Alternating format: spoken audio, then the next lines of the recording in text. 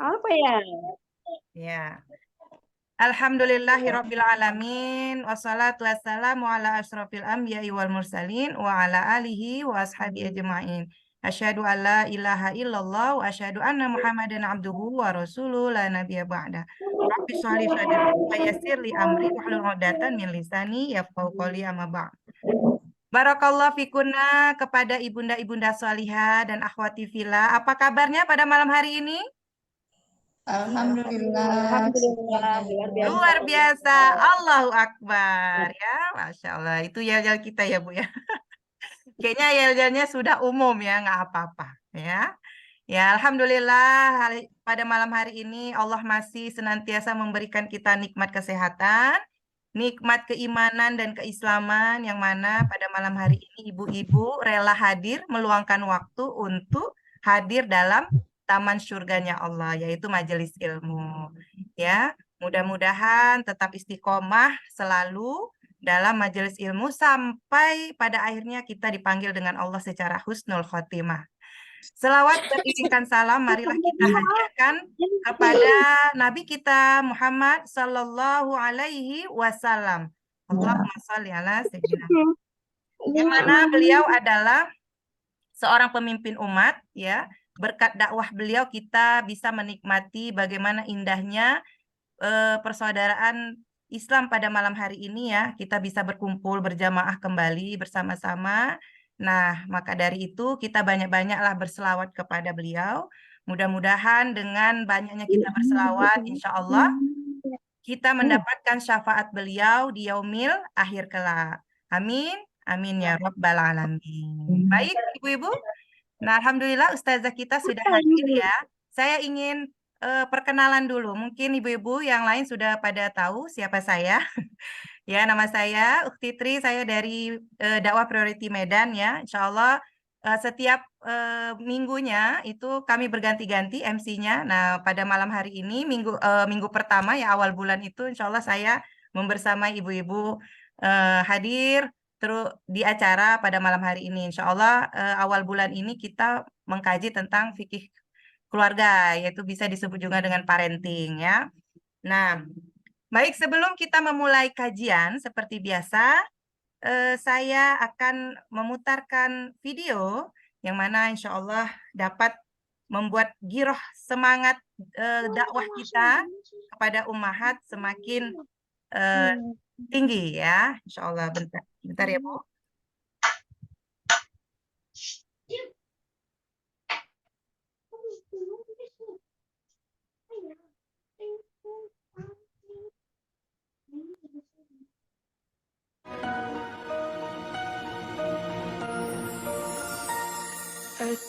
أتونا طفولي أتونا طفولي أتونا طفولي أتونا أتونا أتونا السلام جينا نعينكن بالعيد بنسألكن ليس ما في عنا العيات ولا زيري يعلم أرضي محروقة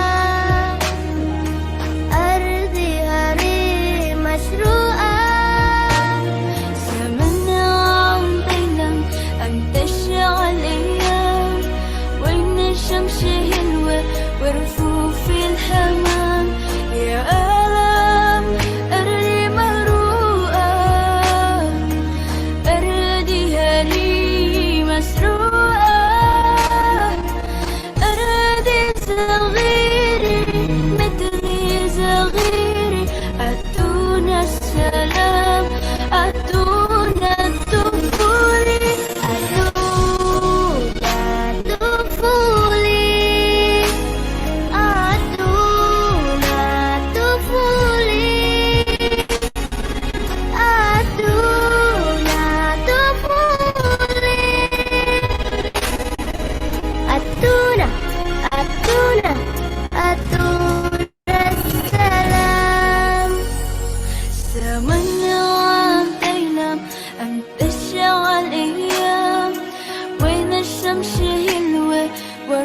في الحمام يا ألم أردي مروءة أرديها لي مسروقة أرضي صغيري مثلي صغيري أتونا السلام أتونا طفولي أتونا طفولي أتونا طفولي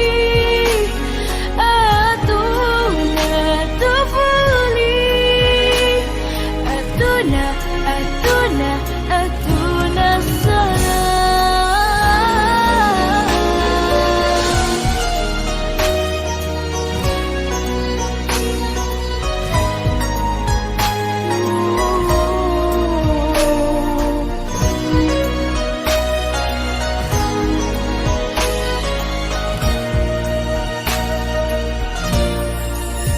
I am a child with something to say.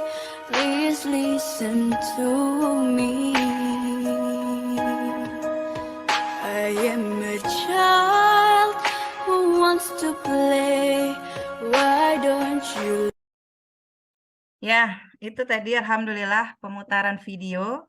Ya, jadi sudah dari belahan dunia ya, sudah mensupport saudara-saudara kita untuk Palestina, yang mana pada malam hari ini seperti biasa kita akan menghadiahkan Al-Fatihah atau mendoakan mereka agar saudara-saudara kita yang ada di Palestina sesama Muslim, kita doakan mereka agar tetap istiqomah, tetap tegar ya dalam menghadapi ujian dari Allah yang luar biasa dahsyatnya, yang mana syahid ya, julukan kematian mereka ya luar biasa. Nah, baik ibu-ibu, marilah kita doakan mereka. Ala kulli hadhihi niyat, Al-Fatihah.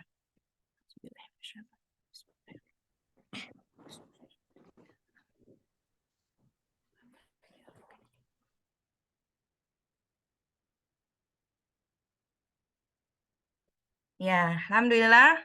Jadi setiap habis doa jangan lupa ya Bu, kita doakan saudara-saudara kita yang di Palestina. Ya.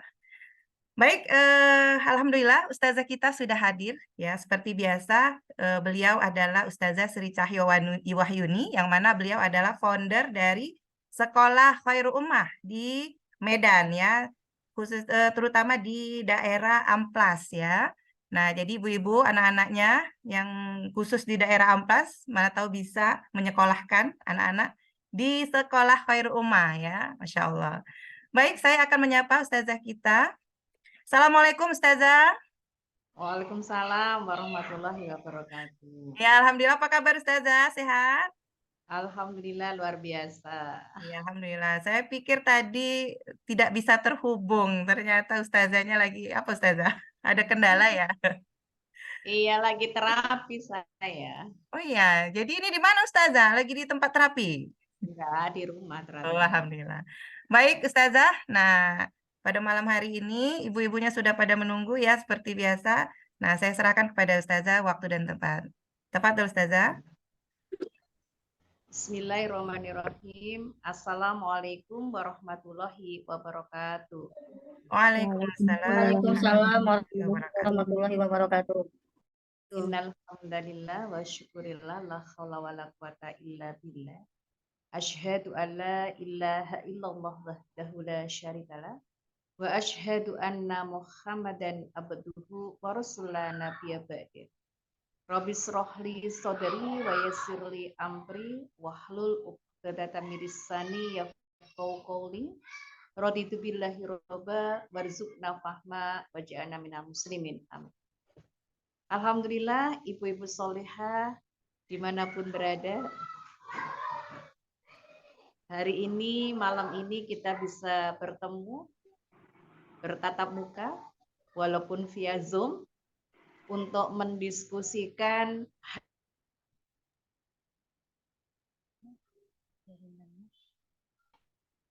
dan anak-anak kita. Kalau di Palestina jelas ya perjuangan mereka. Yang dilawan adalah Zionis. Mereka bersatu, Mereka tidak sempat berpikir yang lain-lain. Tapi hari ini anak-anak kita dengan dunianya adalah dunia gadget, dunianya adalah dunia yang kapitalistik ya, yang kehidupannya adalah kehidupan serba bebas. Nah, justru inilah hari-hari yang sangat mengkhawatirkan kita. Karena hari ini kita nggak tahu apakah orang-orang yang ada di sekitar kita, orang-orang yang ada di sekitar anak-anak kita, mereka adalah pelindung buat anak-anak kita. Mereka adalah perisai buat anak-anak kita. Kita nggak tahu. Ada ya kenalan dekat saya. Jadi dia cerita bagaimana anaknya di usia dini, laki-laki. Mereka bersama dengan saudara sepupunya yang juga laki-laki. Nah, apa yang dilakukan oleh saudara sepupunya yang laki-laki kepada anak ini? Padahal saudara sepupunya ini cukup dewasa. Dan saudara sepupunya ini diberi amanah untuk menjaga adiknya ini. Dari si orang tua anak usia dini ini. Ternyata anaknya yang usia dini ini itu dicabuli. Bahkan disodomi. Nah, kita bisa bayangkan betapa sedihnya lah seorang ibu yang anaknya diperlakukan seperti itu oleh saudaranya sendiri. Nah, ini baru satu kasus. Nah, kasus yang lain juga teman yang dekat dengan saya. Sampai hari ini pun anaknya sangat trauma ketika dia berpergian sendirian. Kenapa? Yaitu tadi, dia laki-laki, kemudian disodomi oleh siapa? Awalnya ya dari pamannya. Kemudian ternyata pamannya punya teman-teman. Nah, ternyata teman-teman pamannya yang menyodomi. Nah, akhirnya hari ini dia senantiasa mau bersama dengan uminya. Kemana uminya pergi, di situ dia ada. Dia nggak berani sekolah.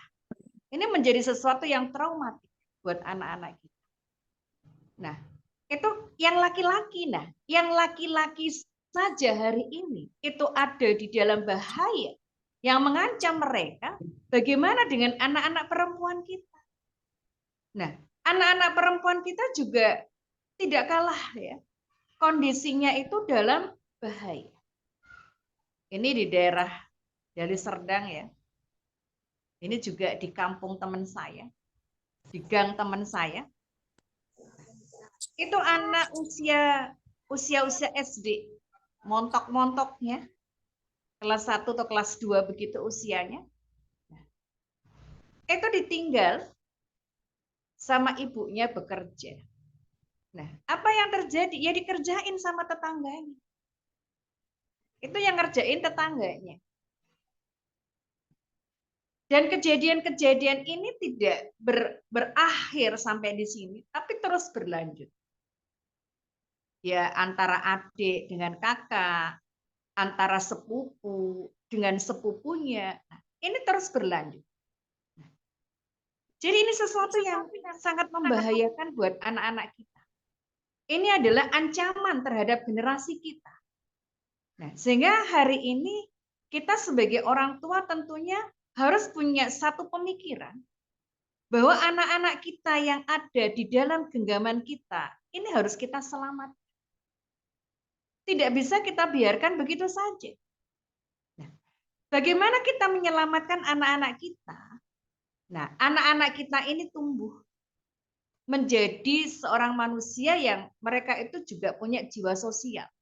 Karena manusia itu diciptakan oleh Allah, punya karakteristik ya, yaitu berjiwa sosial. Dia membutuhkan manusia yang lain.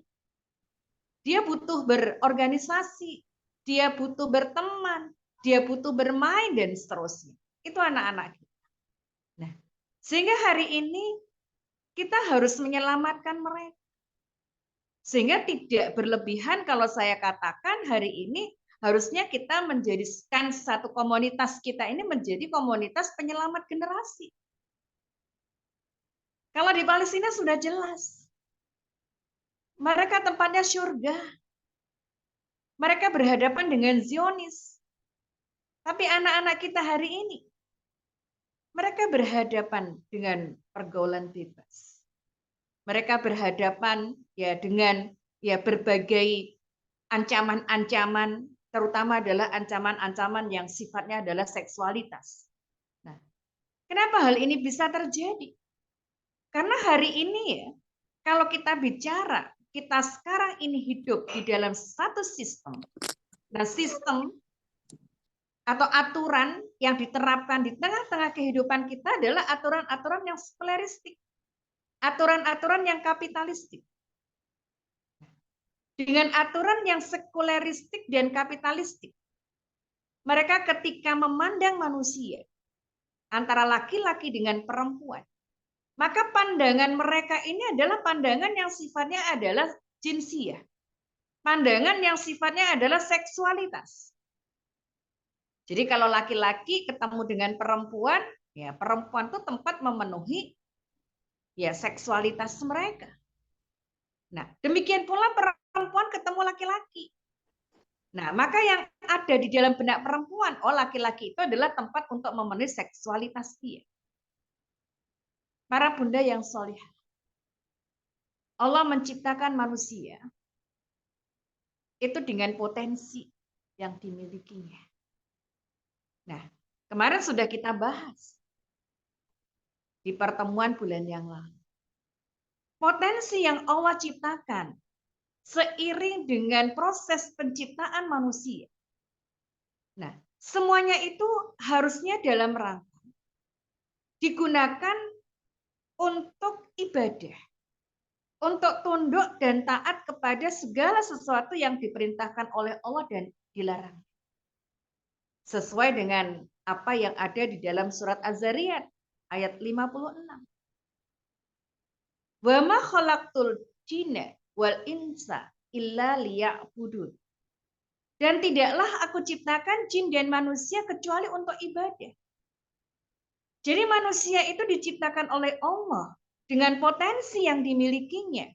Baik itu potensi hidupnya, yaitu berupa kebutuhan fisik dan kebutuhan naluri, dan juga potensi akal yang Allah tetapkan atau Allah ciptakan ada di dalam diri manusia seiring dengan proses penciptaannya, maka mestinya semua itu digunakan dalam rangka untuk tunduk dan patuh kepada segala yang Allah telah tetapkan. Baik itu berupa perintah ataupun larangan. Nah, malam ini kita berbicara terkait dengan pentingnya memahamkan anak terhadap mahram. Siapa saja sih mahramnya? Nah, ini berkaitan dengan potensi manusia yang mana? Kita sekarang sedang berbicara potensi manusia, yaitu potensi untuk ya melestarikan jenis. Potensi untuk melestarikan keturunan. Nah, di dalam naluri untuk melestarikan keturunan, maka manusia oleh Allah diberikan rasa, yaitu suka kepada lawan jenis. Manusia diberikan rasa atau satu keinginan untuk punya anak. Allah memberikan rasa atau keinginan kepada manusia, yaitu apa? Perasaan jinsiah, perasaan seks itu ada. Dan itu Allah ciptakan di dalam diri kita. Di dalam diri anak-anak kita. Allah juga ciptakan di dalam naluri itu berupa penampakannya, yaitu rasa sayang kepada keluarga. Rasa keibuan, rasa kebapaan, rasa kepamanan, rasa keanaan. Itu Allah ciptakan. Ada di dalam naluri itu. Nah, hari ini naluri ini dipermainkan. Oleh siapa? Oleh sistem kapitalistik yang sekuleristik. Jadi kapitalisme yang sekuleristik ini menjadikan naluri untuk melangsungkan keturunan semata-mata dipandang hanya sebagai pemenuhan seksualitas saja. Sehingga apa yang terjadi? Yang terjadi, mereka membuat berbagai fasilitas untuk membangkitkan naluri ini, terutama adalah suka pada lawan jenis dan seksualitas. Bunda pernah lihat iklan nggak? Iklan Facebook, iklan Shopee atau iklan yang ada di TV-TV itu, yang ditampilkan apa? Perempuan seksi. Itu yang ditampilkan. Atau kalau kita lihat misalkan berbagai sinetron atau sinema. Apa sih isinya sinetron dan sinema? Nah, isinya adalah pembangkitan naluri ini. Yaitu suka kepada lawan jenis yang ujung-ujungnya adalah seks. Kalau Bunda itu adalah pencinta media sosial, ambillah satu contoh misalkan di Facebook. Di Facebook itu sering tayang nanti penggalan-penggalan novel. Penggalan-penggalan novel mau judulnya apa saja. Mau judulnya itu adalah judul yang Islami. Atau judul yang mana saja. Masih ujung-ujungnya itu bicaranya adalah stimulasi terhadap naluri ini. Yaitu naluri seksualitas. Naluri suka pada lawan jenis. Ini yang terjadi hari ini. Dan ini sungguh sangat membahayakan. Sudahlah pembangkitnya itu difasilitasi. Kemudian juga tempat pemenuhannya juga difasilitasi. Difasilitasi enggak, Bu? Tempat pemenuhan. Difasilitasi. Coba hotel-hotel Oyo itu. Murah meriah. Siapa yang ada di situ? Atau hotel-hotel kelas melati.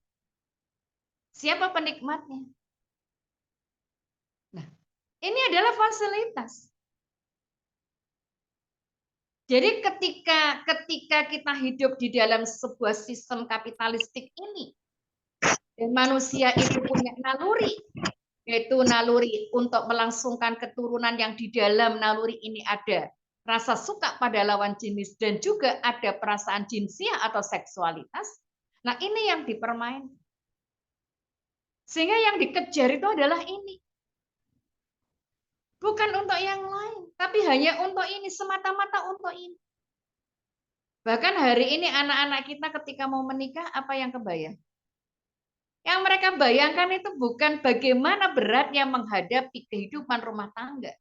Mempersiapkan mental, mempersiapkan keterampilan. Bukan itu. Tapi hari ini yang ada di dalam benak mereka adalah bagaimana mereka ketika telah menikah itu memenuhi naluri seksualitas. Bahkan hari ini banyak ibu-ibu ya yang mengejar kenikmatan seksualitas ini. Itu ibu-ibu. Ya saya berhadapan dengan para ibu-ibu pengajian. Apa yang mereka kejar? Kepuasan.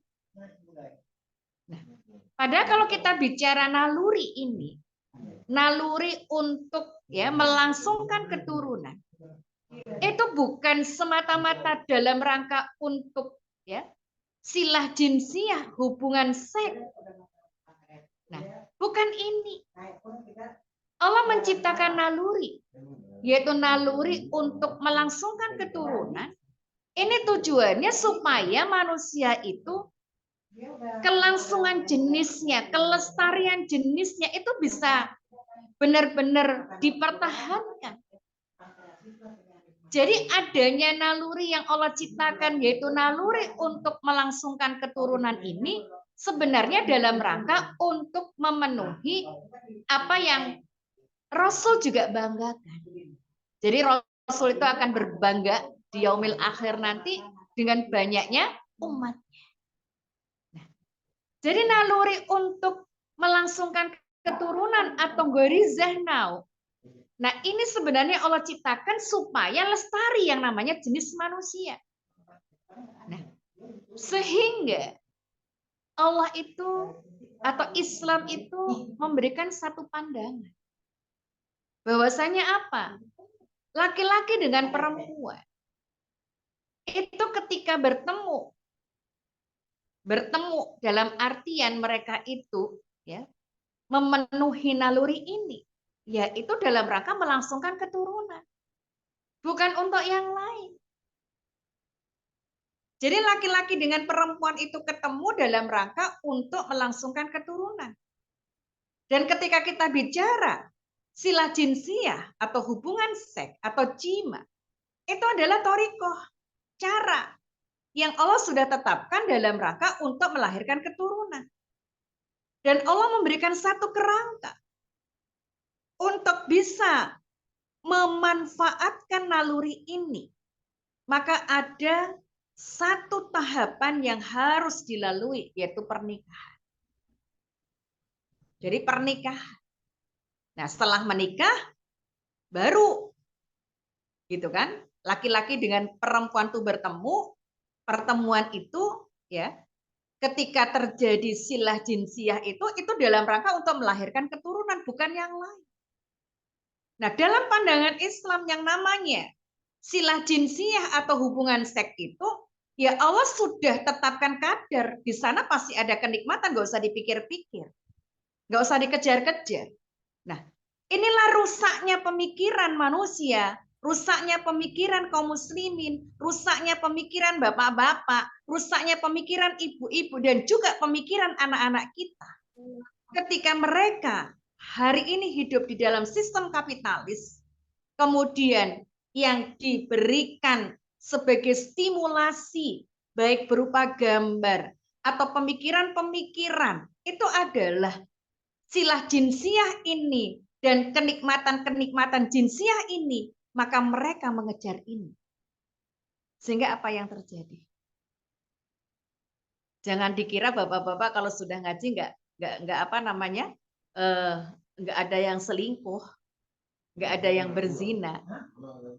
Jangan dipikir begitu. Saya berhadapan para bunda. Penampilannya kayak ustadz. Ya memang ustadz dipanggilnya. Tapi apa yang terjadi? Ya coba sana, coba sini. Nah, itu realitas yang ada di hadapan kita. Kenapa? Karena yang dikejar itu adalah kenikmatan jinsiyah tadi. Padahal itu nggak perlu dipikirkan. Mau dikejar kemana saja. Ya begitu saja. Karena apa? Kok sama saja kok.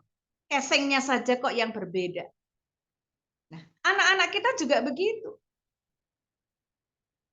Para ibu-ibu itu juga seperti itu. Kenapa saya bisa katakan begini? Karena mereka konsultasi sama saya. Kalau saya nggak pernah menangani konsultasi mereka, nggak jadi konselor mereka, mungkin saya nggak akan bisa mengungkapkan hal yang seperti ini. Hari ini tuh yang terjadi. Para bunda solehah. Jadi ketika kita bicara naluri untuk melangsungkan keturunan, di sana ada perasaan jinsiyah. Allah ciptakan perasaan jinsiyah itu ya semata-mata dalam rangka untuk melahirkan keturunan. Untuk mendapatkan anak-anak. Gak usah dipikir-pikir. Gak usah dibayang-bayangkan. Makanya bagi orang-orang yang penikmat video-video porno atau cerita-cerita porno, nah, dia nggak akan pernah dapatkan itu seperti apa yang dia bayangkan. Karena apa yang mereka dengar, apa yang mereka lihat di dalam video itu sudah sudah direkayasa sedemikian rupa. Nah, jadi memang seperti itu. Sampai ada bapak-bapak tuh buat status gini ya, Bu. Ternyata gitu aja rasanya katanya. Ini bapak-bapak ya. Bapak-bapak ngaji loh, Bu. Kayak mana istrinya nggak terkoyak-koyak, Bu? Nah, akhirnya ditanya sama istrinya, ngaku, Bu. Sudah berapa yang dia coba? Ternyata dia berteman dengan siapa? Dengan teman-teman SMP-nya, dengan teman-teman SMA-nya. Cobalah. Jadi kalau kita bicara sila jinsiyah itu nggak usah dipikir-pikirin. Makanya di dalam Islam itu kan nggak boleh dibicarakan, itu nggak boleh.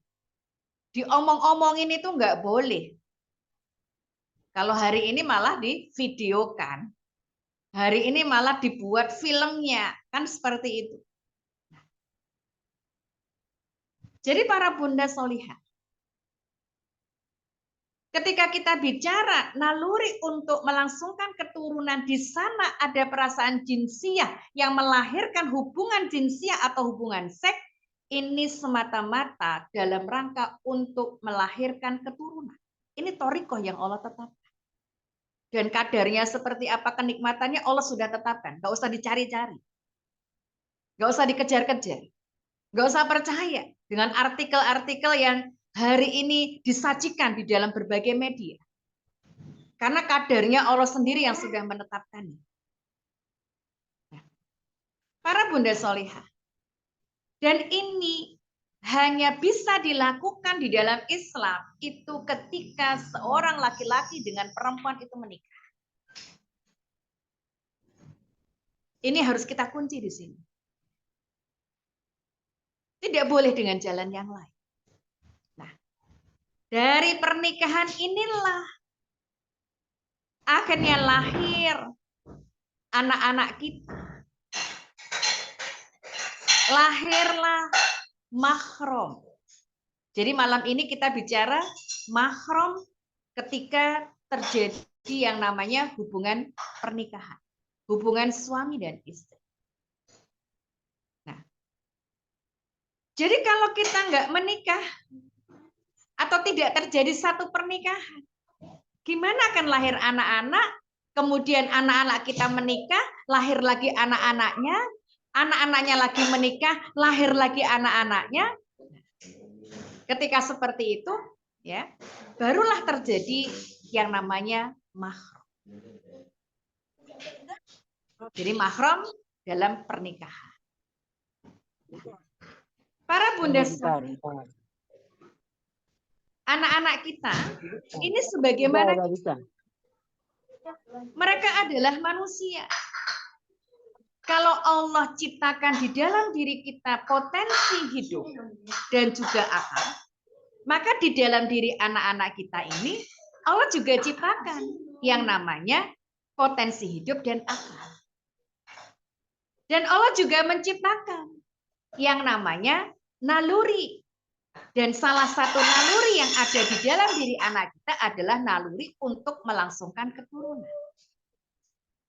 Para bunda, naluri ini memiliki ciri-ciri, karakteristik. Apa ciri-ciri dan karakteristik naluri itu? Nah, ini juga sudah pernah kita bahas. Dia membutuhkan stimulasi dari luar dirinya. Dia membutuhkan rangsangan dari luar dirinya. Itu yang namanya naluri. Nah, rangsangan yang bisa digunakan untuk menstimulasi naluri anak-anak kita ini berupa apa? Berupa pemikiran-pemikiran. Nah, pemikiran itu ya bisa dengan bacaan, dengan cerpen, atau dengan film-film dan sebagainya gitu. Bisa dengan seperti itu gitu. Nah, itu kalau kita bicara stimulasi. Bisa dengan memberikan pemahaman-pemahaman. Bisa juga itu dengan fakta-fakta yang dihadirkan di hadapan anak-anak kita. Naluri apa saja? Termasuk naluri untuk melangsungkan keturunan. Para bunda, naluri ini mau kita apakan? Nah, naluri untuk melangsungkan keturunan. Ini sebenarnya sangat penting di dalam kehidupan anak-anak kita. Terutama ketika kita bicara masalah tanggung jawab, masalah bagaimana membahagiakan keluarga, bagaimana mereka birrul walidain. Itu sangat penting. Terus bagaimana mereka itu menjalin tali silaturahim. Nah, ini penting di dalam naluri ini. Nah, sehingga naluri untuk melangsungkan keturunan yang ada di dalam diri anak kita, ini mesti kita stimulasi dengan benar. Mana yang mau kita munculkan? Yang mau kita munculkan yang mana? Yang kasih sayang kepada keluarga, yang tanggung jawab terhadap keluarga, yang birrul walidain, yang silaturahim, atau yang mana? Nah, kita ketika punya anak, tentu naluri yang ini nih, yang dasar-dasar untuk menjadikan anak kita ini anak yang bertanggung jawab kepada keluarga. Ini yang harus kita stimulasi. Anak yang dia sayang kepada keluarganya. Anak yang dia itu siap untuk birrul walidain. Anak yang dia siap untuk silaturahim. Nah, mestinya ini yang kita stimulasi. Dengan menghadirkan fakta atau pemikiran-pemikiran. Naluri ini, ketika kita bicara yang ini nih yang harus kita stimulasi, maka ini harus tinggi kadarnya. Karena ini penting bagi kelangsungan atau kelestarian kita, manusia. Nah, dan naluri ketika tidak dipenuhi bagaimana? Ketika tidak dipenuhi, ya dia tidak akan menghasilkan satu kemudorotan atau sesuatu yang menyakitkan, tidak. Paling gelisah saja itu kalau tidak terpenuhi. Para bunda solehah, hari ini ketika kita bicara naluri ini, naluri ini ya sangat sensitif. Terutama hari ini yang sensitif itu adalah penampakan dari suka kepada lawan jenis. Itu sensitif sekali. Nah, dan naluri ini itu membutuhkan pengaturan. Jadi membutuhkan pengaturan. Makanya kita kenal pengaturan itu dengan tata aturan ya di dalam pergaulan antara laki-laki dengan perempuan. Jadi perlu adanya pengaturan. Kalau kita diatur, anak-anak kita juga diatur. Nah, salah satunya dari aturan itu adalah larangan berkholwat. Jadi adanya larangan berkholwat. Larangan berkholwat ya antara wanita dengan laki-laki yang dia bukan mahramnya. Apa sih kholwat itu? Kholwat itu bertemunya laki-laki dengan perempuan yang dia bukan mahramnya.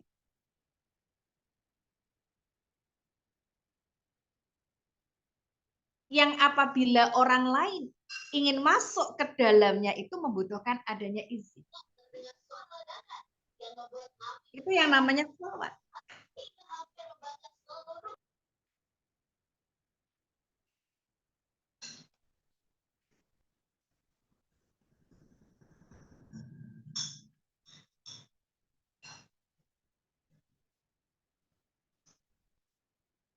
Ini larangannya ada di dalam satu hadis riwayat Bukhari.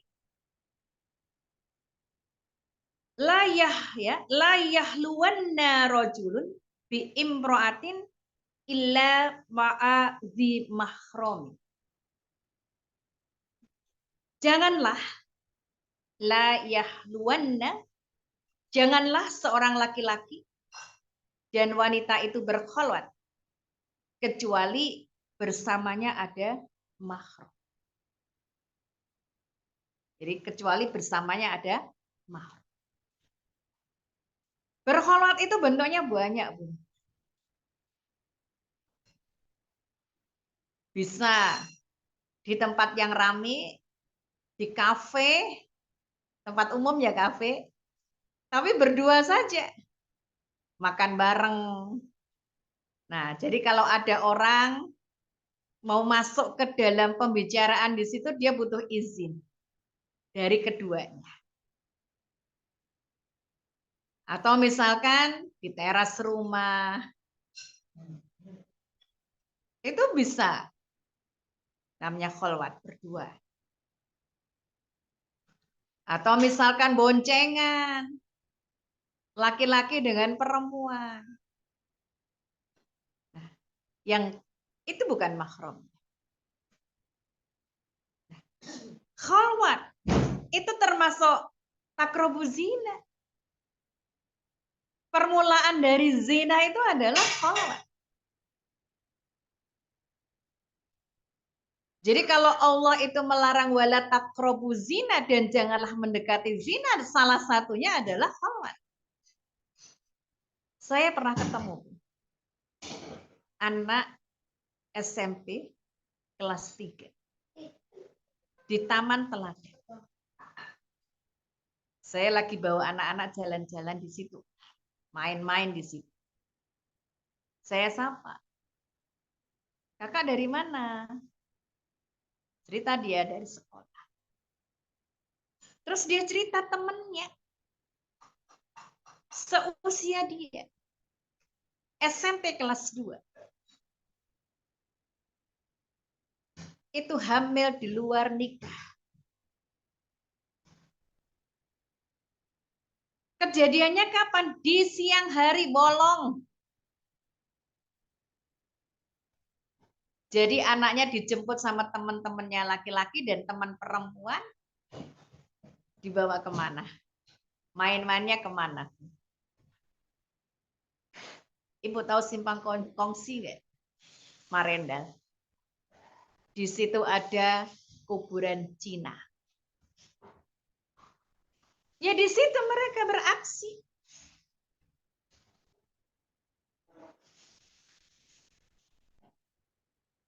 Dua SMP. Itu nggak satu loh yang kayak gitu. Banyak. Jadi banyak, bukan satu. Ini kalau kita bicara khalwat. Kalau kita bicara takrobuz zina. Para bunda solihah, tujuan dari mendidik anak itu sesuai dengan tujuan penciptaan.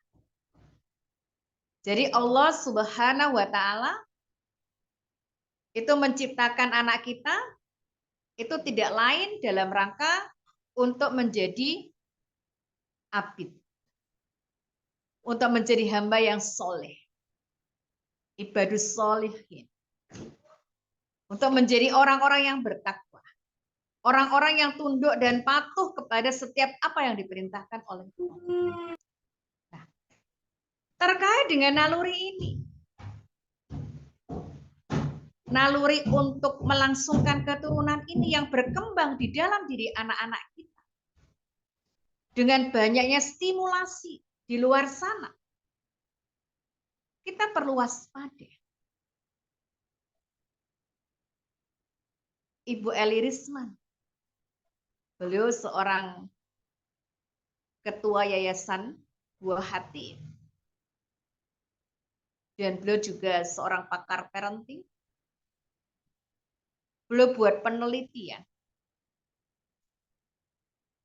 Jadi anak-anak hari ini dengan banyaknya stimulasi di luar sana, terutama adalah suka kepada lawan jenis yang implementasinya adalah pacaran, pergaulan bebas, gitu.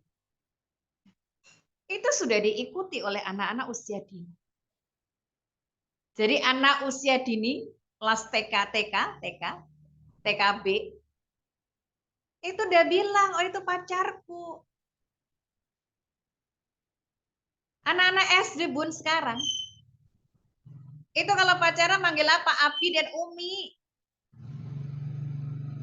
Mama dan Papa. Nah SD. Jadi luar biasa hari ini. Coba bayangkan Bu, kalau anak-anak kita sudah terasukilah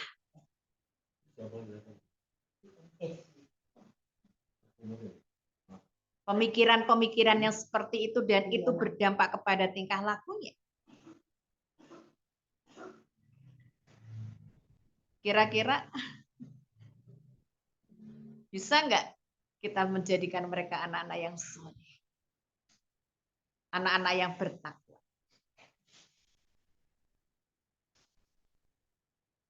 Nggak akan bisa.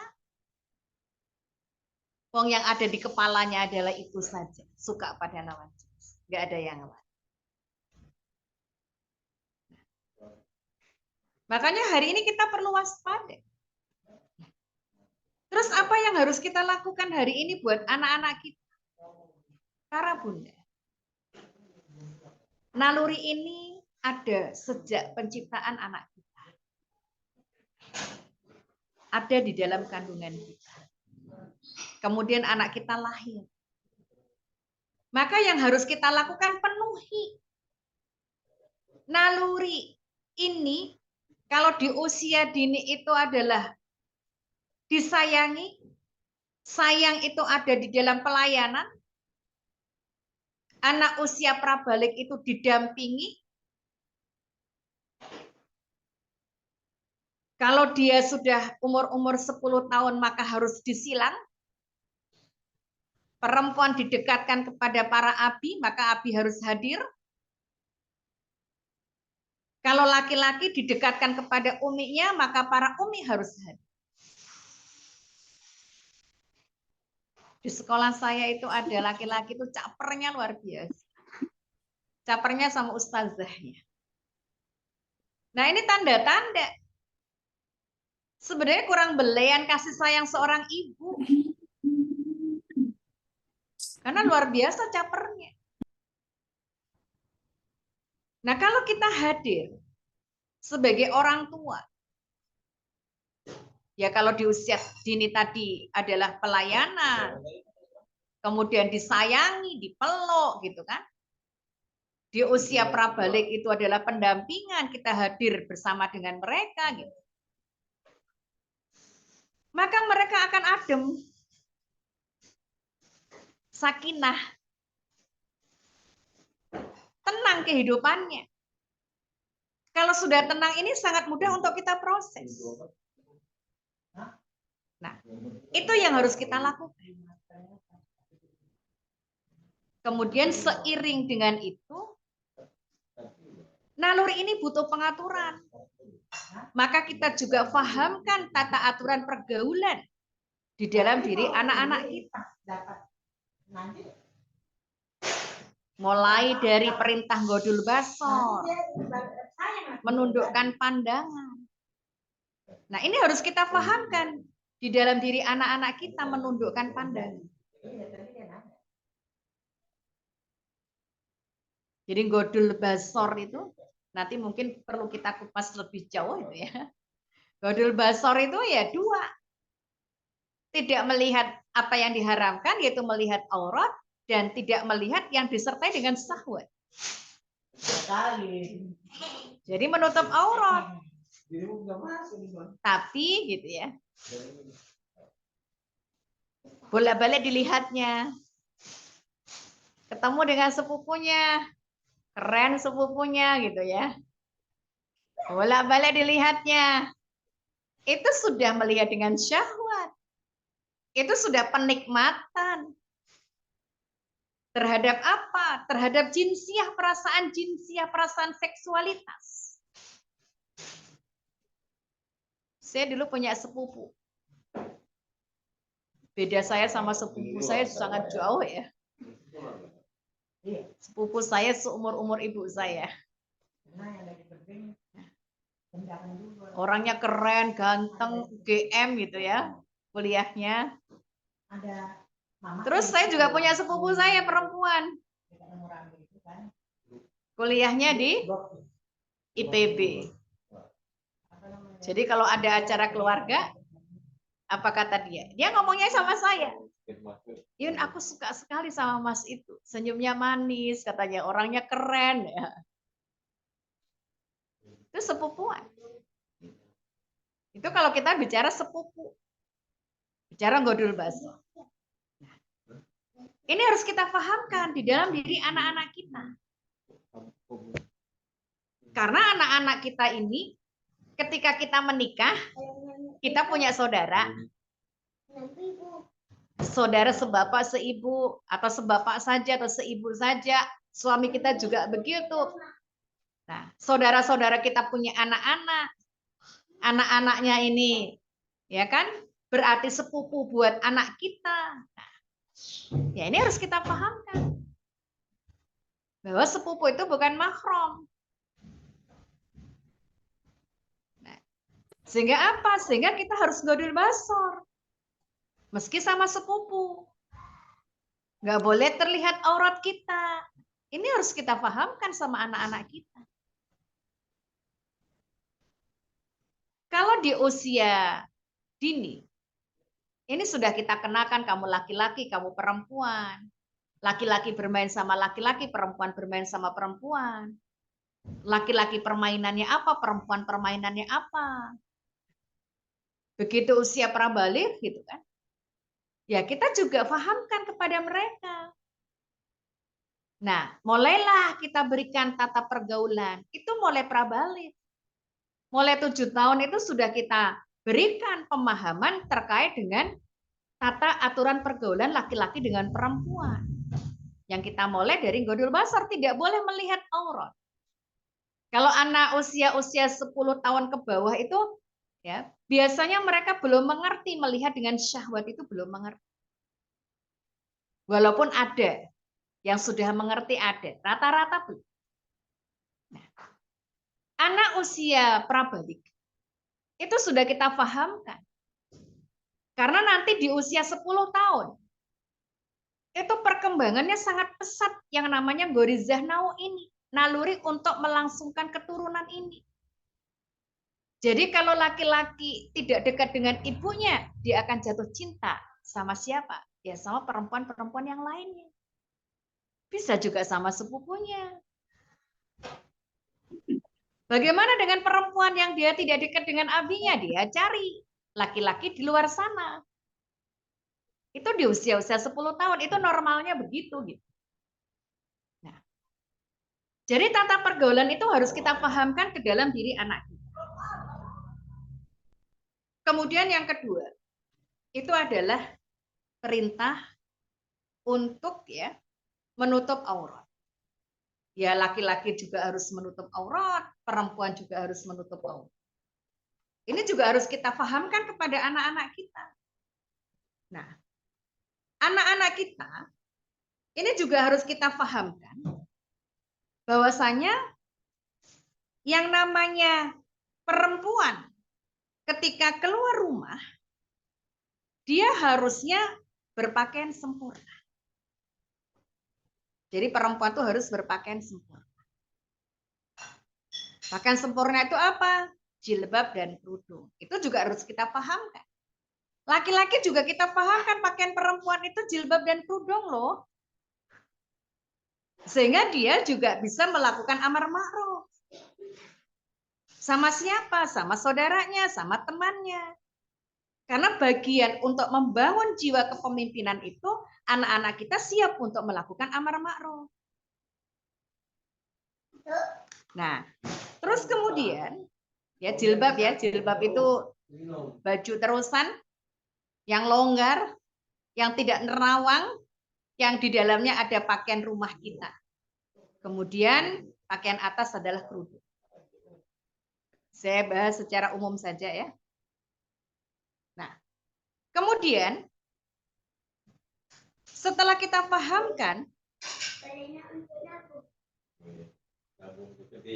Setelah kita pahamkan terkait dengan masalah ini, masalah menutup aurat, masalah dia berpakaian,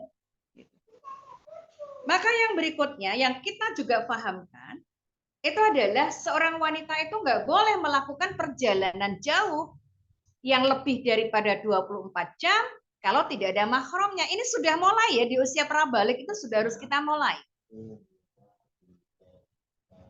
Kita tanamkan di dalam diri anak kita. Nah, kemudian yang keempat tadi, Islam melarang untuk berkholat kecuali bersamanya adalah mahram. Nah, ini yang akan kita bahas sedikit ya, apa itu mahram. Kemudian yang kelima, Islam melarang seorang wanita keluar dari rumah tanpa adanya izin dari walinya. Ini juga harus kita pahamkan. Wali dia siapa? Kalau dia tinggal bersama dengan kita ya ayahnya, ibunya, itu walinya. Itu yang harus kita pahamkan kepada anak kita.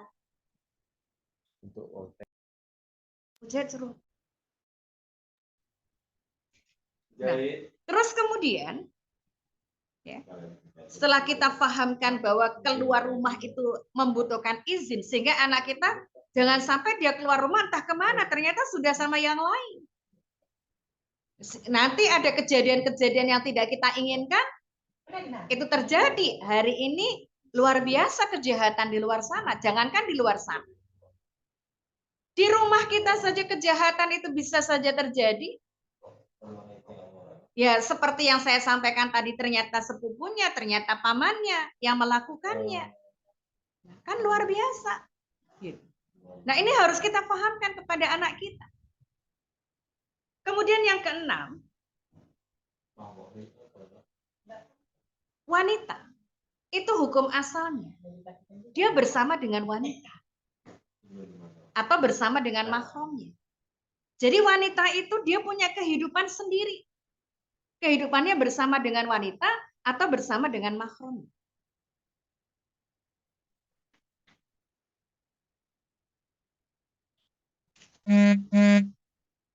Sebentar ya.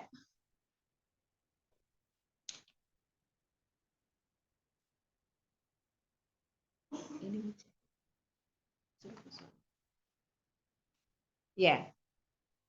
Jadi yang namanya perempuan itu hidupnya itu bersama dengan komunitas perempuan. Makanya nanti kalau ada sepupunya bagaimana?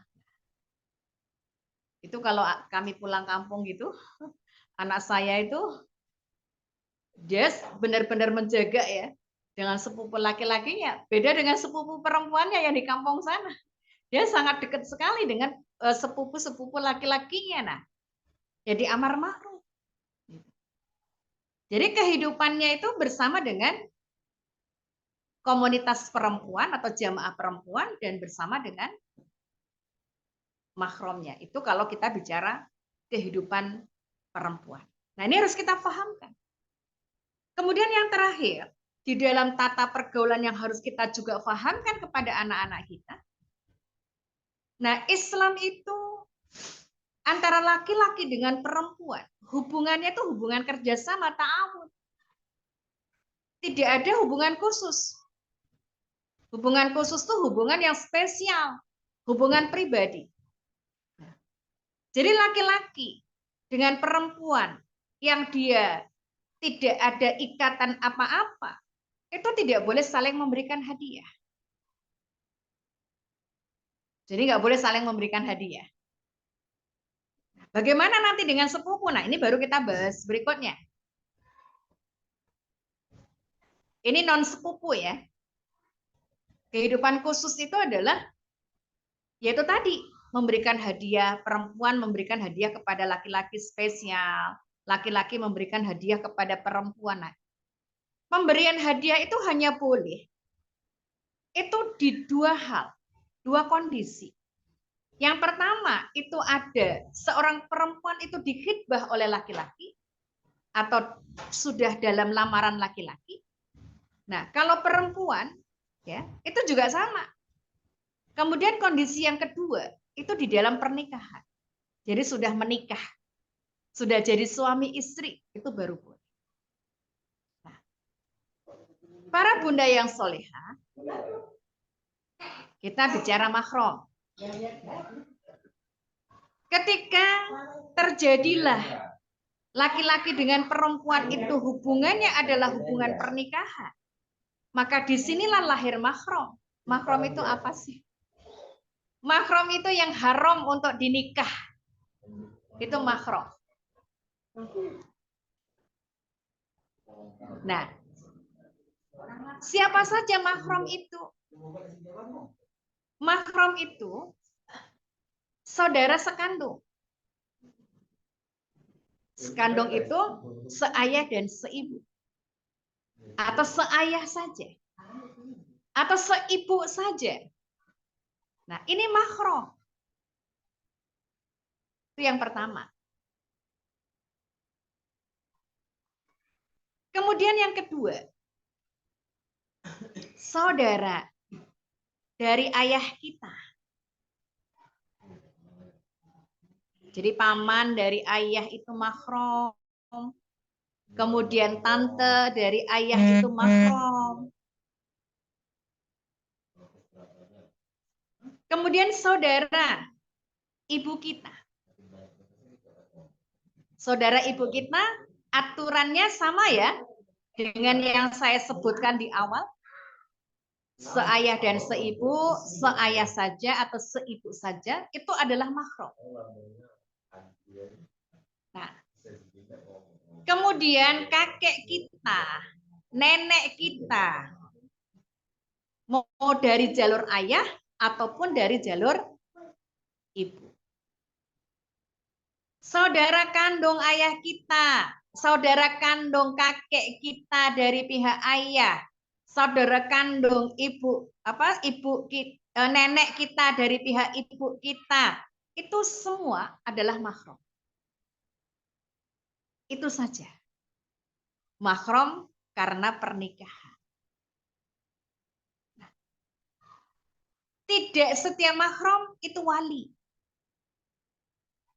Kalau kita bicara wali nikah, maka tidak setiap mahram itu akan bisa menjadi wali nikah, tidak. Dan tidak setiap wali nikah itu mahram. Ya, semoga bisa dipahami. Nah, terus bagaimana dengan saudara sepupu anak-anak kita ini? Saudara sepupu itu dikategorikan kerabat. Dikategorikan kerabat. Apa saja yang diperbolehkan? Kita bergaul dengan kerabat kita. Boleh kita ada di dalam jamuan makan. Boleh kita ngobrol, nanya keluarga. Bercengkerama boleh.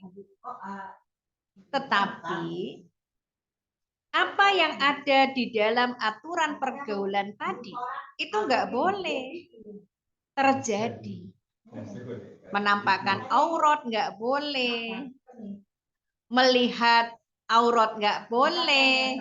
Melihat dengan syahwat juga nggak boleh. Berkholwat juga nggak boleh. Ini nggak boleh terjadi.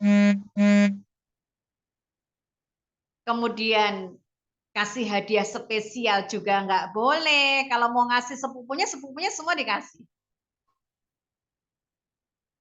Kalau perempuan sama perempuan boleh nggak sepupuan perempuan dengan perempuan ngasih hadiah? Boleh. Kalau perempuan ke laki-laki boleh nggak? Itu sudah hubungan khusus.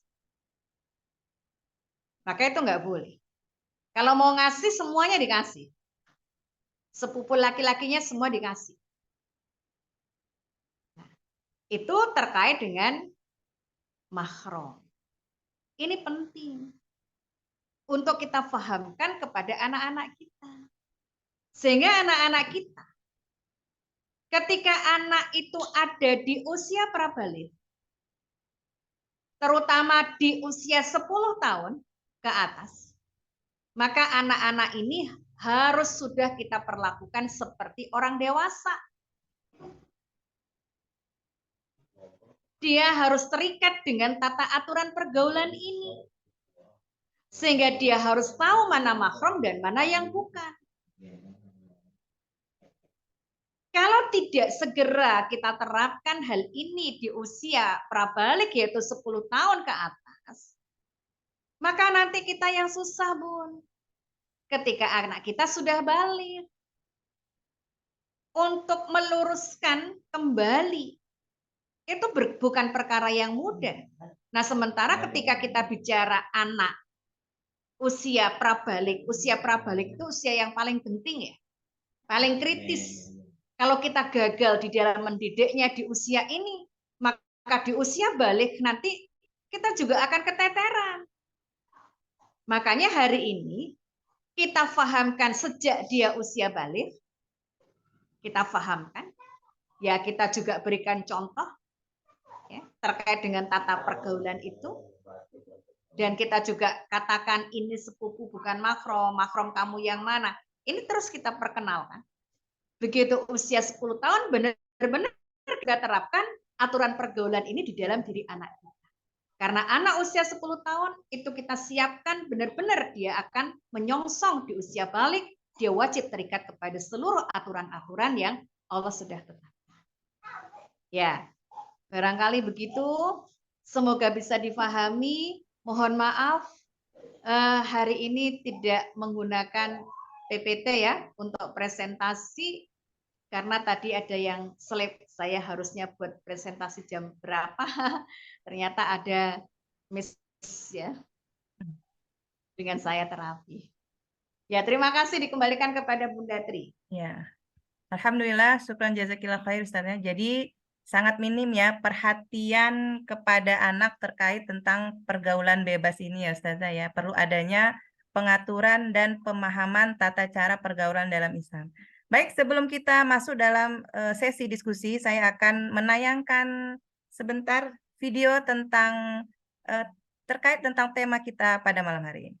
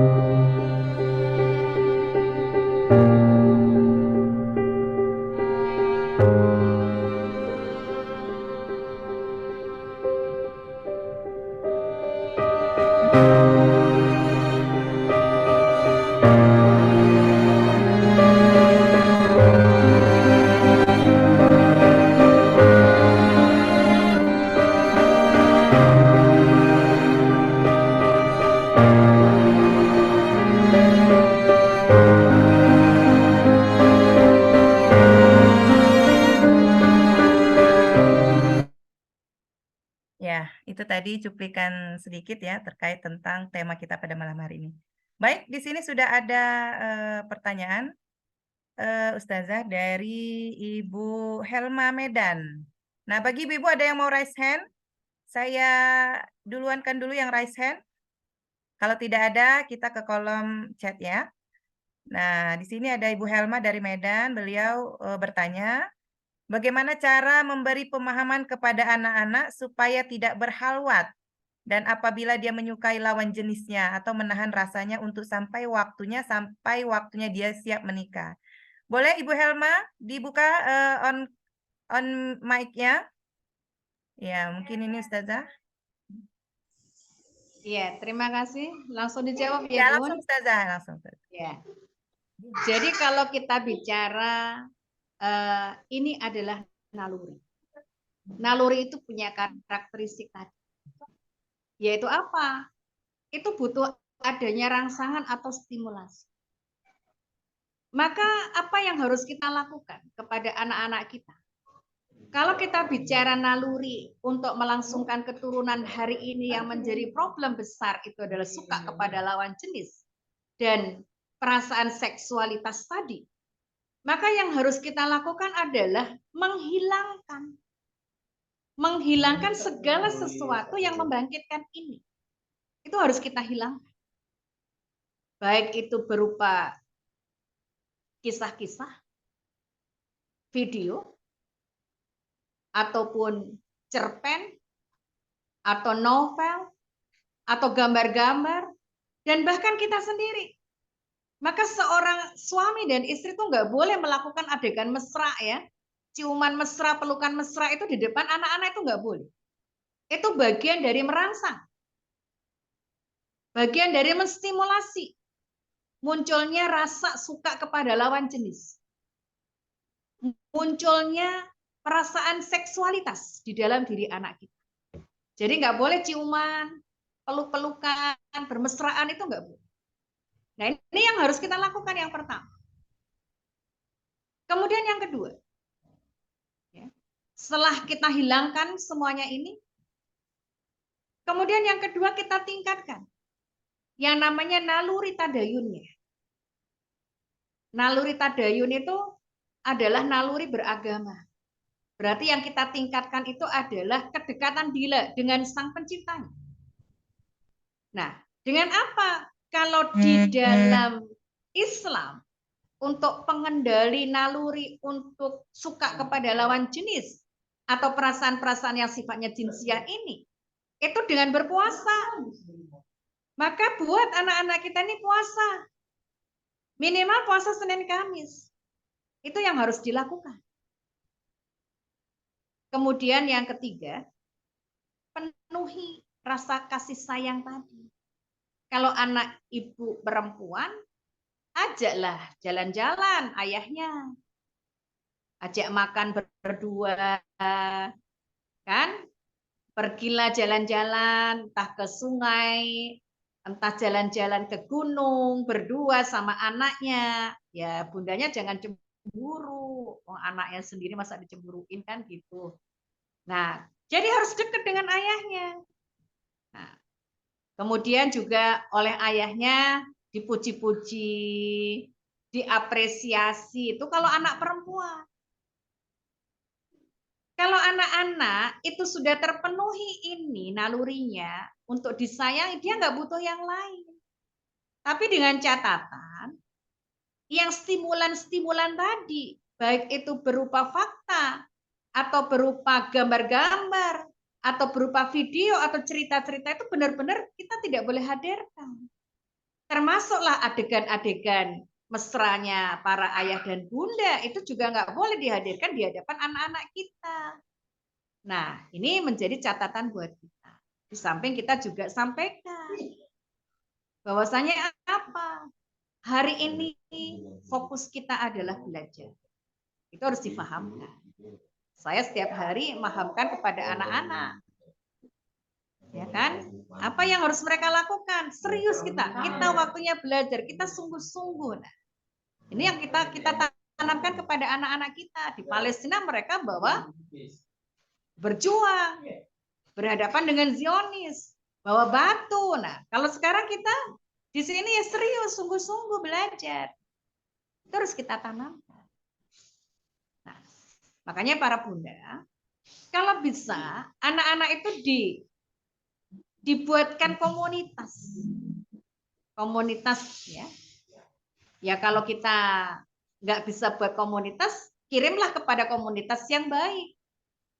Ada Khairul Ummah juga sudah buka pendaftaran mulai dari TK, SD dan SMP. Nah, jadi boleh juga dimasukkan gitu kan? Ya insya Allah mereka akan terjaga gitu. Dari apa? Dari perkara-perkara yang sifatnya ghoriziyah, terutama adalah naluri suka kepada lawan jenis dan perasaan-perasaan jinsiah. Ini akan dijaga gitu. Nah, barangkali begitu Bun yang bisa saya sampaikan. Bagaimana Ibu Helma tanggapannya? Penjelasan dari Ustazah kita? Ya, alhamdulillah, syukron Ustazah. Iya, Ibu Helma ini sepertinya baru perdana mengikuti kajian kita. Iya, iya Ustazah. Jadi nanti berikutnya terus bergabung ya Bu, kita ada grup WA-nya. Iya, Kalau udah. nanti di akhir waktu ya, di akhir acara nanti saya akan kirim ada video recordingnya ya. Jadi kalau bagi yang nggak sempat nulis, catat, nah bisa di murojaah lagi. Baik, alhamdulillah. Kemudian ada pertanyaan berikutnya lagi nih Ustazah dari Ibu Murdaningsi. Nah, Ibu Murdaningsi ini dia dari daerah Indrapura, ya, dari daerah Indrapura. Assalamualaikum Ustazah, anak saya kelas 4 SD, dia sudah suka-suka tulis yang gitu di bukunya, sering salah tingkah kalau ada lawan jenis karena kami posisinya lagi berjualan. Ustazah, jadi kelihatan kecentilan gitu. Saya sangat marah Ustazah lihat tingkah seperti itu. Mohon pencerahan bagaimana cara penyampaian kepada anak. Mungkin itu Ustazah. Ya, terima kasih.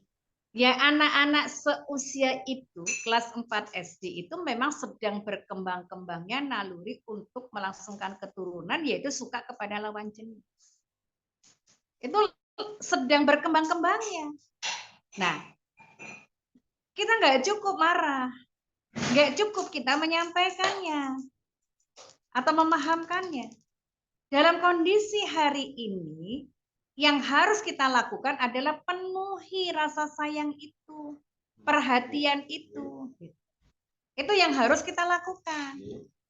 Jadi kalau anak perempuan itu pemenuhannya ya itu tadi, sama bapaknya. Insya Allah kalau dia dekat dengan bapaknya, dengan ayahnya, dia sering ya mungkin dipeluklah sama ayahnya, atau misalkan ditepuk-tepuklah punggungnya, kalau di rumah diacak-acaklah rambutnya gitu ya sama bapaknya, ya dia sudah mencukupkan mendapatkan perhatian dari bapaknya. Jadi bapaknya itu sudah luar biasa, dia tidak membutuhkan perhatian dari orang lain. Tapi kalau hal ini tidak kita lakukan di rumah kita pahamkan terus, kemudian kita marahin, ya di depan kita saja dia itu tidak kecentilan, tapi nanti begitu kita nggak ada di hadapan anak kita, maka anak kita akan centil berikutnya, dia centil di belakang kita centil, di depan kita nggak berani centil, jadi anak yang baik, anak yang solih. Nah itu yang akan terjadi begitu. Makanya sebenarnya sudah cukup pemahaman itu, tapi karena memang belum terpenuhi nalurinya tadi. Makanya bapaknya harus berperan. Para bunda, hari ini banyak ya yang namanya less father. Jadi kehilangan sosok ayah itu ada, tapi sosoknya nggak ada di hadapan anak-anak kita. Jadi ada kasus yang kemarin lagi viral ya, yang bunuh diri anak mahasiswa ya di Yogyakarta. Nah itu ternyata mereka ini adalah anak dokter gigi kan. Kemudian 4 bersaudara itu jebolan pondok. Nah, apa yang menyebabkan dia bunuh diri? Ternyata dia sangat benci dengan sosok bapaknya. Jadi bapaknya nggak hadir di dalam kehidupan mereka. Jadi kalau lihat laki-laki itu yang kebayang itu geremnya sama bapaknya gitu. Jadi itu anak-anak itu seperti itu. Makanya hari ini tarik para bapak-bapak itu supaya dia berperan di dalam kehidupan anak-anak kita. Biar anak kita sakinah. Biar anak kita itu di dalam jiwa mereka ini tenang gitu. Jadi tidak centil sana, centil sini, lirik sana, lirik sini, caper sana, caper sini. Nah, anak-anak yang seperti itu anak-anak yang kurang perhatian. Nah, kalau perempuan sekali lagi perhatiannya dari bapaknya. Apalagi dia sudah kelas 4 SD. Dia sudah umur 10 tahun, dia 9-10 itu memang sedang berkembang-kembangnya. Naluri untuk melangsungkan keturunan di poin suka kepada lawan jenis. Ya wajar seperti itu. Tapi kenapa bisa agak-agak liar begitu ya? Karena tidak sakinah. Coba kalau sakinah, dia nggak butuh yang lain. Dia nggak butuh laki-laki yang lain kecuali bapaknya sampai dia menikah. Nah itu Bu yang harus dilakukan Bu. Tarik bapaknya ya Bu. Jangan dibiarkan anak bersama. Insya Allah. Jadi memang perlu ya Ustazah ya kerjasama antara orang tua, ayah dan ibu tadi ya. Nah, ya kuncinya memang di situ Bun. Ya. Makanya diawali dengan pembahasan harus sakinah mawaddah warohmah. Kalau itu nggak terwujud, maka nanti berat. Ya, dampaknya luar biasa. Bagaimana Ibu Murdaningsi? Udah, iya. Makasih Ustazah. Ya, alhamdulillah. Bermanfaat buat saya, bermanfaat banget. Ya, alhamdulillah. Ya, baik. Mungkin ada satu lagi yang ingin bertanya, raise hand. Ya, sepertinya tidak ada ini Ustazah. Sepertinya ini sebenarnya panjang ya Ustazah ya pembahasannya ya. Nggak mungkin sesi ini saja saya lihat dari keterangan-keterangan atau materi-materi yang Ustazah sampaikan pada malam hari ini. Jadi pokok-pokoknya itu harus dibahas detail ini satu-satu. Sepertinya seperti itu saya. Ya. Mungkin ada closing statement dari Ustazah terkait tema kita hari ini agar ibu-ibu kita, ibu-ibu Solihah yang pada malam ini hadir, lebih semangat lagi dalam memperhatikan bagaimana pergaulan ananda-ananda kita di rumah. Tafadhal Ustazah. Itu Bu Ade Rizka tadi raise hand. Oh iya. Nggak kelihatan. Oh silahkan Bu Ade Rizka. Tafadhal. Assalamualaikum warahmatullahi wabarakatuh. Oh, waalaikumsalam. Apa kabar Warahmatullahi wabarakatuh. Ustazah? Makin manis, makin awet muda. Kita lihat. Alhamdulillah. Ini tadi sebenarnya nggak mau bertanya. Cuman dari 2 pertanyaan saya lihat cuman yang dibahas perkara bagaimana menghadapi masa-masa ini, masa apa ya dibilang, menghadapi gorizah naunya anak-anak. Nah tadi di awal saya dengar Ustazah bilang bahkan ada bapak-bapak gitu kan, sosok orang tua, bapak-bapak maupun ibu-ibu yang sudah jelas sudah mengaji, bahkan bisa terjerat di menuruti hawa nafsunya gitu. Itu apakah sudah ada penelitian itu Ustazah penyebabnya apa? Mungkin dengan mengetahui penyebabnya kami sebagai ibu-ibu ini bisa mengantisipasi mungkin, karena yang selama ini mungkin merasa baik-baik saja karena suaminya juga sudah mengaji atau rajin mengikuti pengajian gitu kan. Loh, ternyata ada loh bapak-bapak yang sudah mengaji, yang bahkan sudah bertitel ustadz yang melakukan perbuatan tercela seperti itu gitu. Jadi itu penyebabnya sebenarnya apakah sudah ada penelitian dari para pakar? Itu penyebabnya apa Ustazah? Itu aja. Ya. Gimana Bun? Mau dijawab langsung? Ya silakan Ustazah, ini terakhir. Ya. Ya. Jadi para bunda, yang pertama, kenapa hal itu bisa terjadi? Ini berangkat dari pergaulan. Jadi di luar sana, di dunia kerja, pergaulan antara laki-laki dengan perempuan yang 7 tadi saya sampaikan, itu dilanggarnya. Dimulai dari mana? Dimulai dari menyapa, disapa. Kemudian yang kedua, itu ngobrol, hubungan khusus, yang poin ke-7 tadi. Jadi laki-laki lebih enak ngobrol sama temennya yang di luar sana daripada sama istrinya. Nggak nyambung sama istrinya. Bahkan berantem aja kalau ngomong sama istrinya. Kalau diajak ngomong politik, nggak update katanya kan. Apalagi ngomong yang lain. Nah, jadi ngobrol. Jadi hubungan khusus itu berupa apa? Ya curhat. Perempuan tuh curhat sama si laki-laki ini. Dan di mata dia si perempuan ini patut dikasihani. Padahal istrinya harusnya lebih dikasihani. Nah, ternyata enggak. Gitu kan? Kenapa? Karena yang ada di bayangan dia ketika ketemu istrinya sih berantem aja. Asik istrinya kurang perhatian. Ngomongnya kurang enak gitu. Kalau kata bapak-bapak, Bu, kuncinya itu 3, Bu. Apa itu? Yang pertama, perhatian. Jadi para bapak-bapak itu butuh diperhatikan. Ustadz itu butuh diperhatikan. Dia manusia. Ya kalau di luar sana itu ada yang memperhatikan, Bu. Apalagi kalau umurnya 40 ke atas, Bu. Kalau laki-laki 40 ke atas semakin keren, Bu. semakin mantap, semakin berwibawa. Ya kan, Bu? Ekonominya pun juga mantap. Ada yang pengen yang kedua, ketiga, dan keempat, Bu, di luar sana. Nah, itu perhatian.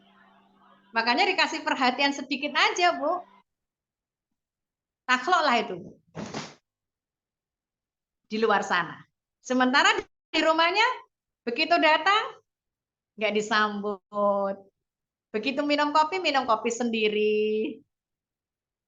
Begitu mau mengambil makanan, ngambil sendiri, bukan diambilkan. Di luar sana, Bu, Ustadz, ini makanannya Ustadz.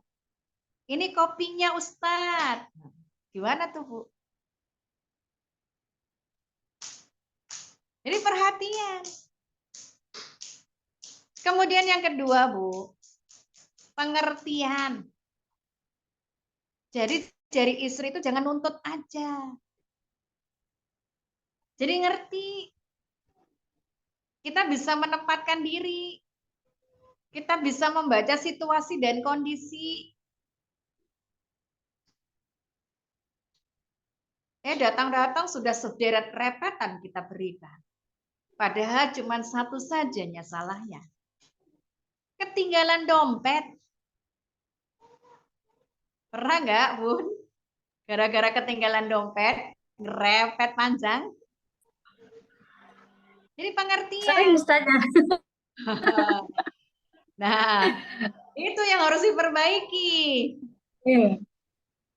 Jadi kalau yang namanya manusia ketinggalan, itu kan sesuatu yang manusiawi gitu. Bukan direpetin. Kita ngerti. Oh, tadi nggak fokus gitu. Apa yang bisa kita bantu? Atau mungkin kita antarkan. Nah, ngertian kita. Kemudian yang ketiga, para bunda, itu masakan. Makanya diikat para suami itu dengan masakannya. Kok enakan apa namanya? Minum kopi di rumahnya Mbak Aini ya, daripada di rumah sendiri katanya. Kok nasi gorengnya di tempat itu lebih lezat ya daripada nasi goreng di rumah sendiri ya. Nah, masakan, Bu. Nah, kalau kita sudah nggak bisa memasakkan, terus apa lagi yang diingat sama kita? Perhatian enggak, pengertian enggak, masak juga enggak. Terus yang diingat sama suami kita apa, Bu? Ustadz sekalipun. Cerewetnya kali ya Ustazah. Kenapa, Bun? Biasanya laki-laki itu suka ngeluh istrinya itu cerewet, katanya Ustazah. Iya. Masih merepet aja. Saya, Bun, kalau nganterin anak-anak sekolah, itu di pinggir sungai itu kan ada bantaran. Itu ada beberapa sepeda motor itu. Suaminya itu tidur di atas sepeda motor situ. Coba apa yang kebayang sama kita? Daripada aku pulang ke rumah, aku lagi ngantuk, direpetin istriku, mending aku tidur di situ. Di atas kereta itu. Dan pemandangan itu hampir setiap hari saya saksikan. Kenapa para bapak-bapak lebih suka di warung kopi bersama dengan temannya laki-laki daripada sama istrinya? Karena mereka lebih asik diajak ngobrol. Kalau istrinya asik, Abi ini ya, kurang ini, kurang ini, kurang ini. Belum dibayar ini, belum dibayar itu, apa nggak stres. Nah, itu yang terjadi begitu. Nah, itu yang terjadi di rumah kita harusnya ada 3 itu. Karena apa? Di luar sana godaannya luar biasa. Luar biasa godaannya. Perempuan perayu itu banyak. Nggak mengenal ustadz ataupun tidak ustadz. Cobalah kalau ibu ikut pengajian ibu-ibu pada umumnya. Apa yang mereka sapa dengan ustadz? Ustadz. Manja-manja gitu kan. Itu yang terjadi. Apalagi kalau kerjanya si bapak ini itu banyak orang yang tidak ngajinya. Misalkan di sebuah PT atau misalkan di pemerintahan. Oh, itu godaannya luar biasa. Selingkuh itu luar biasa. Sampai saya itu kemarin diminta untuk ngisi ya di salah satu dinas di provinsi. Temanya apa? Selingkuh. Saya bilang jangan selingkuh lah Bu, nanti orang kepada datang gitu kan ya. Tapi intinya selingkuh. Kenapa? Karena mayoritas. Mayoritas selingkuh. Di situ itu. Nah, makanya pegang yang 3 hal tadi. Itu survei loh Bu. Dan itu juga sudah diakui oleh para laki-laki. Itu hasil survei. Itu dipublish di jurnal internasional itu. Nah, itu yang dibutuhkan tuh itu. Ya, barangkali gitu, Bun. Bagaimana Bu Ade? Ya Ustazah, Insya Allah. Syukran Ustazah. Maksudnya ini biar jadi masukan juga sama ibu-ibu yang lain gitu. Jadi jangan, maksudnya biar bisa lebih memaksimalkan tiga syarat tadi ya Ustazah ya. Perhatian, pengertian, dan masakan. Berarti harus belajar masak semua juga ini Ustazah ya. Iya. Harus pintar masak Masak juga. itu yang ya belajarnya itu Ya, jangan belajar sering jajan di luar. masak itu sebenarnya yang kita pelajari itu karakteristik bumbu, karakteristik bahan. Kalau kita tahu karakteristiknya, insya Allah masakan tuh enak, tidak perlu pakai micin. Ya. Ya, syukran jazakillah khair saja Apa? masukannya.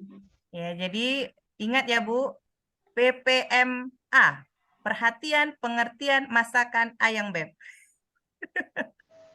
Ada ayang bebnya ya. Baik, mungkin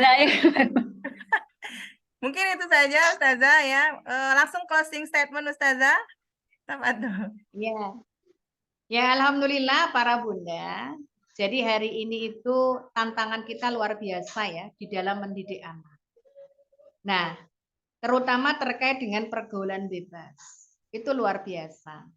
Nah, pergaulan bebas ini kan sebenarnya kan ini implementasi ya dari adanya naluri untuk melangsungkan keturunan, yaitu rasa suka kepada lawan jenis dan perasaan jinsiah, perasaan seks. Nah, oleh karena itu supaya ini tidak bergelora di dalam diri anak-anak kita, penuhi naluri kasih sayang kepada anak-anak kita tuh penuhi, cukupi. Dan di dalam pelayanan itu ada kasih sayang. Jadi kalau anak kita minta pelayanan itu ya dilayani saja. Karena di situ itu yang mereka butuhkan itu adalah aku butuh disayangi loh. Nah, makanya nggak usah ngerepet gitu. Kan punya kaki sendiri, kan bisa ngambil sendiri. Nah, kalau dia sedang tidak membutuhkan kasih sayang, dia ngambil sendiri kok. Nggak perlu kita layani. Nah, tapi begitu dia butuh disayangi, pasti dia minta sama kita. Nah, jadi ya dilayani saja, karena di dalam pelayanan itu ada kasih sayang, ada cinta di dalam pelayanan. Ya kan? Kan para bunda juga gitu kan? Apa buktinya ayah cinta sama bunda? Ya. Kan gitu. Dibuatkan secangkir kopi pagi-pagi. Nah, kan senang kan? Nah, makanya di dalam pelayanan itu ada cinta, ada kasih sayang. Makanya jangan berhitung-hitung di dalam memberikan pelayanan. Ya insya Allah akan dibalas dengan yang lebih baik. Oleh siapa? Oleh anak kita, oleh suami kita, kalau kita melakukan itu. Tapi catatannya tulus ya, tulus. Bukan karena supaya nanti dikasih duit banyak, nggak gitu ya. Tulus. Ya. Ikhlas ya. Gitu aja Bun. Ya, syukran sekali lagi, syukran jazakillah khair ya pada ustazah kita ini. Luar biasa materi hari ini. Jadi sebenarnya masih banyak pembahasannya ya ustazah ya terkait dengan tema hari ini. Baik ibu-ibu, diingatkan kembali ya. Insya Allah ahad depan kita ada ustazah kita yang lain lagi, maka Jumat Bu Tri, Jumat. oh ya, Ahad. Jumat depan ya. Jumat depan kita akan ada ustazah kita membahas tentang fikih wanita ya, terkait dengan fikih haid. Nah, jadi dengan Ustazah Wulan ya dari Binjai. Jadi tetap stay tune di grup kita.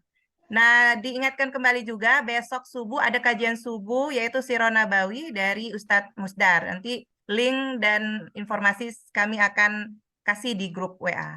Nah, baik, alhamdulillah kita akhiri saja kajian kita ini dan kita lengkapi dengan membacakan hamdalah, alhamdulillahirabbil alamin, dan istighfar 3 kali sekalian doa kafaratul majelis.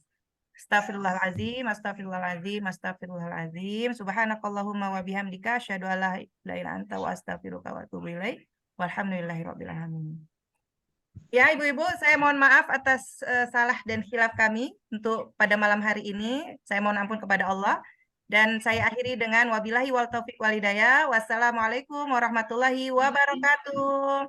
Syukran kepada ibu-ibu dan Waalaikumsalam warahmatullahi wabarakatuh. Syukran Ustazah, jazakallah khairan katsiran. Ilmunya Masya Allah. Assalamualaikum warahmatullahi wabarakatuh. Waalaikumsalam warahmatullahi wabarakatuh.